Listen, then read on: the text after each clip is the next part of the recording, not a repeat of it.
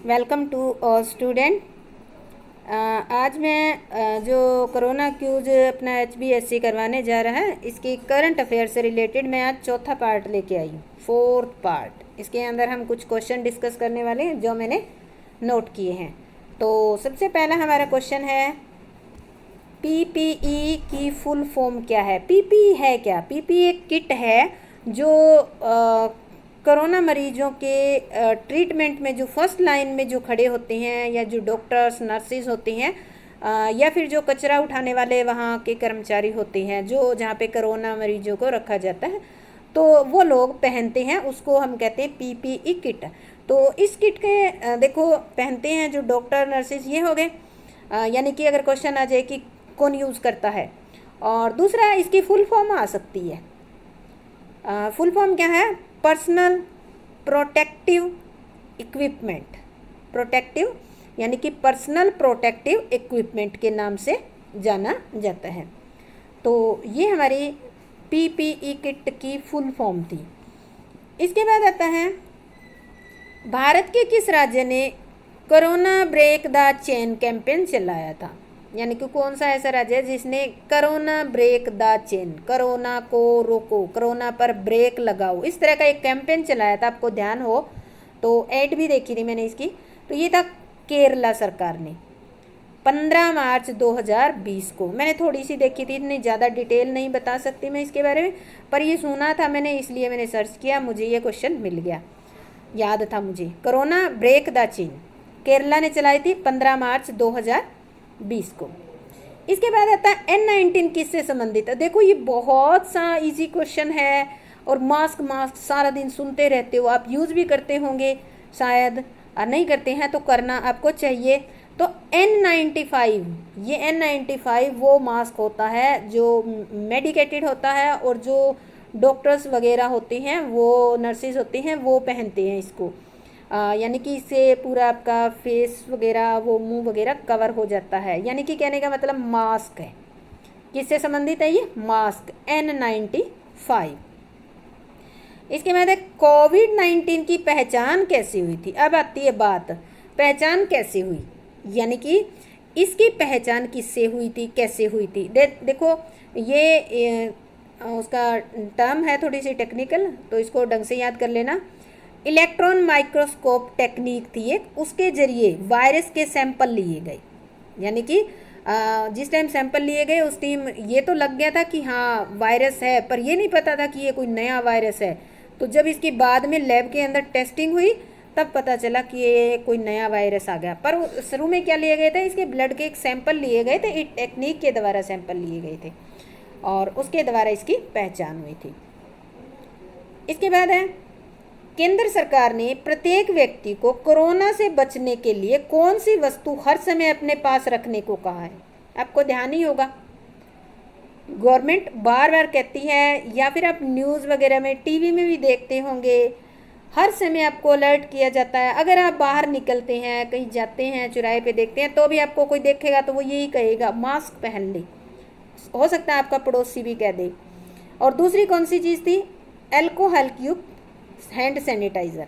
देखो वैसे तो हम साबुन से भी हाथ धो सकते हैं, पर अगर आप बाहर जाते हो, कई जगह ऐसी होती है जहाँ पानी अवेलेबल नहीं होता, हम बाहर जाते हैं तो कई जगह टच करनी पड़ती है। और अब आगे आप जाओगे बाहर, तो हर जगह पानी अवेलेबल हो, आपके पास साबुन हो, ऐसा पॉसिबल नहीं हो सकता। तो आपको ऐसा सैनिटाइज़र लेना है जो अल्कोहल युक्त हो। तो ये दो चीज़ें, यानी कि एक तो मास्क आपके पास होना चाहिए, और ये दो चीज़ें आपके पास होनी चाहिए। और आपकी कोशिश करना कि बॉडी जो है ज़्यादा से ज़्यादा कवर रहे, इस तरह की आपको कोशिश करनी है। तो ये दो चीज़ें कंपलसरी करी है, तो इनका आप भी ध्यान रखना। इसके बाद केंद्र सरकार ने किस अधिनियम के अंतर्गत मास्क व सैनिटाइजर को आवश्यक वस्तु के रूप में वर्गीकृत कर दिया? जैसे और हमारे जीवन की आवश्यक वस्तुएं होती है ना, आज के टाइम में जब तक कोरोना की कोई मेडिसिन नहीं आ जाती, तब तक के लिए ये भी हमारे लिए क्या बन गई? आवश्यक वस्तु बन गई। और कौन से अधिनियम के अंतर्गत इनको आवश्यक वस्तु बताया गया है? आवश्यक वस्तु अधिनियम 1955। ये वेरी वेरी इंपॉर्टेंट क्वेश्चन है। हो सकता है कोई पेपर सेटर वाला दे सेटिंग करते वक्त, तो इसको याद रख लेना। अधिनियम वगैरह 2-3 ही आएंगे, ज़्यादा नहीं आएंगे। तो उनके अच्छी तरह से अलग से लिख के आप अपने नोट बना लेना इनको देखकर, और फिर उस तरीके से आप याद कर सकते हो। तो अधिनियम कौन सा है? 1955।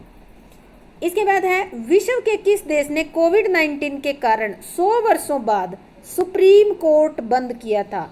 देखो, एक ऐसी कंट्री है जिसने 100 वर्षों तक, यानी कि 100 वर्षों के बाद पहली बार उसका कोर्ट बंद हुआ है, और वो है अमेरिका का एक फिलाडेल्फिया। फिलाडेल्फिया कोई जगह है, वहाँ पे आप सर्च करोगे तो आपको पता चल जाएगा। वहाँ 1918 में कोर्ट बंद हुआ था, और उसके बाद अब 2020 में कोर्ट बंद हुआ है। 1918 में किस कारण हुआ था? उस टाइम 1918-20 में एक स्पेनिश फ्लू आया था, उसके कारण बंद करना पड़ा। और अब फिर भी एक क्या आ गया, एक वायरस के कारण कोर्ट बंद हुआ है। कितने सालों बाद? अब देखो, इसमें क्वेश्चन आपको बता देती हूँ कितने बनती है। एक तो कितने वर्षों बाद हुआ, दूसरा कहाँ हुआ, कौन से उसके अंदर आ जाता है ये। अच्छा, इससे पहले कब हुआ था, इससे पहले किस कारण हुआ था, और अब वर्तमान में तो आपको पता ही है कि कोविड-19 के कारण। तो 1 2 3 4 5 6 क्वेश्चन आपके एक क्वेश्चन के अंदर बन रही हैं। आप जिस भी तरीके से याद कर सको इसको याद कर लेना। इसके बाद है 8वां, पहली बार कोरोना वायरस की पहचान कब हुई? पहली बार, आज की बात नहीं कर रहे, अब हम 2020-19 की बात नहीं कर रहे। जो ये कोरोना वायरस था, फर्स्ट टाइम जिसने सर्च किया है 1960 में हुई थी। अब तो देखो इसका अपडेटेड वर्जन आ रहा है हमारे सामने, तो यानी कि उसकी ही ये क्या है, संतान कह सकते हैं एक टाइप से आप कोरोना वायरस की। ये तो पीढ़ियाँ चलती आ रही है हमारे पास, तो ये तीसरी चौथी पीढ़ी करके आई है हमारे पास। तो सबसे पहले कब हुई थी? 1960 में इसकी पहचान हो चुकी थी। तो इसलिए हम ये नहीं कह सकते कि ये बहुत नया है। कोरोना तो नया नहीं है, पर कोरोना का ये नया वर्जन आया है, ये जरूर नया है, जो हमें दुखी कर रहा है, जिसका ट्रीटमेंट यानी कि कोई मेडिसिन नहीं मिल रही अभी तक। भारत का पहला राज्य जिसने कोविड-19 के कारण सबसे पहले प्लाज्मा थेरेपी अपनाई थी, प्लाज्मा थ्योरी अपनाई थी, कौन सा राज्य है जिसने प्लाज्मा थ्योरी अपनाकर अपने मरीजों का इलाज किया था? केरल सरकार ने, केरल राज्य ने किया था। इसके बाद है, अब लॉकडाउन के जो 2-3 लॉकडाउन हुए ना, ये ध्यान रखना, ये बड़े अच्छे क्वेश्चन बनते हैं और जर्नल से क्वेश्चन है। इनको हम इजी क्वेश्चन कह सकते हैं, क्योंकि जो पेपर सेटिंग होती है उसमें इजी क्वेश्चन भी आते हैं। 35 ये कह सकते हो 15 नंबर के क्वेश्चन ही आपके अंडरस्टैंडिंग लेवल के आएंगे, बाकी नॉर्मल और बिल्कुल आसान वाले में ये क्वेश्चन आएंगे। अगर देखें तो ये आसान है, और अगर आप याद नहीं रख सकते हैं डेट वगैरह, ये तो आपके लिए मुश्किल भी हो सकती है। तो सबसे पहले देखो, दूसरा लॉकडाउन कब से कब तक था? कब और कब तक? 15 अप्रैल से 3 मई तक था। ठीक है, पहला लॉकडाउन जो है वो भी लिख रखा है मैंने, आगे आ जाएगा। 15 अप्रैल से, दूसरा है ये आपको आप अपने नोट बनाओ तब तीनों इकट्ठे करके लिख लेना। 15 अप्रैल से 3 मई तक, मुझे जैसे जैसे याद आए मैंने क्वेश्चन इसमें सेट करती गई, तो कोई सीक्वेंस नहीं बन पाई मेरे से। 15 अप्रैल से 3 मई तक कितने दिन का था ये? 19 दिन का था। आप दिन गिन लेना, आपको पता चल जाएगा, 19 दिन का। इसके बाद आता है, दूसरे के बाद कौन सा लॉकडाउन शुरू हुआ? दूसरे के बाद हुआ था तीसरा लॉकडाउन। कब से कब तक हुआ था? 4 मई से 17 मई तक। कब से कब तक? 4 मई से 17 मई 2020, 14 दिन का। और पहला भी आपको ध्यान होगा, पहला कब शुरू हुआ था? 25 मार्च से 14 अप्रैल तक। कितने दिन का था वो? 21 दिन का था। तो इसमें इसके अंदर आपको ये ध्यान रखना है, कब से कब तक था, कितने दिन का था, कब से कब तक, कितने दिन का। तो इस तरह से ये याद रखना है। तो पहला लॉकडाउन था वो हमारा 25 मार्च से 14 अप्रैल तक 21 दिन का था। दूसरा हमारा 19 दिन का था, और तीसरा हमारा 14 दिन का है। और चौथा अभी कह नहीं सकते आगे क्या सिचुएशन रहती है, वो क्वेश्चन आप साथ के साथ नोट कर लेना। इसके बाद आता है कोविड-19 का राष्ट्रीय हेल्पलाइन नंबर, यानी कि नेशनल लेवल पे एक नंबर दिया गया था, अगर आपने नोट किया है तो वो था 1075 नंबर था। आपको कोई प्रॉब्लम है तो इस नंबर पर आप फ़ोन कर सकते हैं।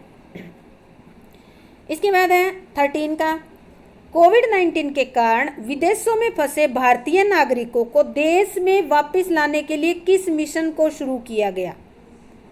कौन सा मिशन शुरू किया गया? अब देखो इस टाइम है ना, मैंने ये दोनों के नाम लिख दिए, तो मिशन जो शुरू किया गया था उसका नाम था वंदे भारत मिशन। ठीक है, और एक ऑपरेशन था, उसका भी मैंने लिख दिया इसके अंदर, समुद्र सेतु ऑपरेशन था। तो ये दोनों आप सर्च करके और इसकी डिटेल पढ़ लेना, मैंने क्वेश्चन बना के आपको दे दिया। मिशन का नाम क्या था? वंदे भारत मिशन था। और ऑपरेशन अगर क्वेश्चन में आ जाए तो ऑपरेशन कौन सा था? समुद्र सेतु ऑपरेशन था। यानी कि जो समुद्र पास कंट्री है उनमें हमारे भारतीय जो फंसे हुए थे उनको लाने के लिए जो प्रयास किए गए या ऑपरेशन चलाया गया उसको समुद्र सेतु ऑपरेशन, या और भी किसी कंट्री के अंदर फंसे हुए हैं जिनको लाने के लिए कोई ऑपरेशन चला, मिशन शुरू किया, वो वंदे भारत मिशन। तो ये 2 क्वेश्चन है आपके, बड़े ही अच्छे क्वेश्चन है।